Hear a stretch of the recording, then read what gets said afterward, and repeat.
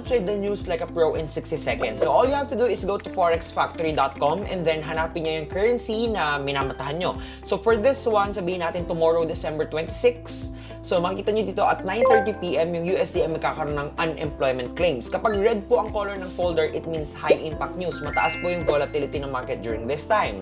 Kapag naman yellow, ibig sabihin parang low impact. Tapos may orange pa yan eh. So for this one kasi walang orange na pinakita. Pero pag orange naman, medium impact naman siya. So unemployment claims, makikita nyo po dito. Pag wala pa yung actual, ibig sabihin hindi pa nare-release yung news niyan.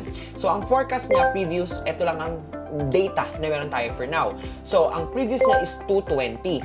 Tapos ang forecast niya, 223. Ibig sabihin, mas tataas yung unemployment. So kapag mas tumaas ba yung unemployment, is it good for the USD or not? So, definitely, it's bad, di ba? Not good yon kasi nga, dadami lalo yung walang trabaho. So, ang forecast ngayon, halimbawa, ang tinitrade nyo pa ay Euro-USD. Sabihin natin, ito, lipat tayo ngayon ng Euro-USD. So, tomorrow, sabihin natin tomorrow, ang USD daw ay pangit yung magiging movement niya. So, therefore, may chances na ito ay tumaas. Kasi bababa ang USD, tataas ngayon ang Euro for that.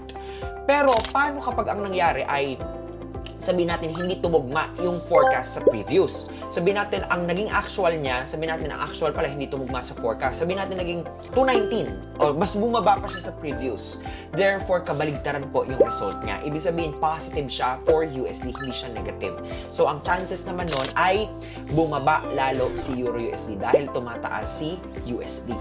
Ngayon, sabihin natin na nag-match lang siya. Sabihin natin si forecast, yun din ang lumabas. So, ibig sabihin naman po niyan, kung ano lang yung original sentiment mo. Therefore, negative siya for USD. So, that's how you trade news. Pero, don't worry.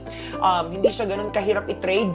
Ang gawin nyo lang po, palipasin nyo ng konti yung market. Huwag kayong basta-basta i-enter dahil ang mangyayari niyan ay baka ma-false breakout kayo or magamit lang kayo as liquidity ng mga bangko. So, ang gawin nyo po, pag medyo nag-settle na si market, doon pa lang kayo mag-trade. Huwag nyo agad siya sasabayan ng agad-agad. Wait kayo ng mga couple of minutes before entering your trade.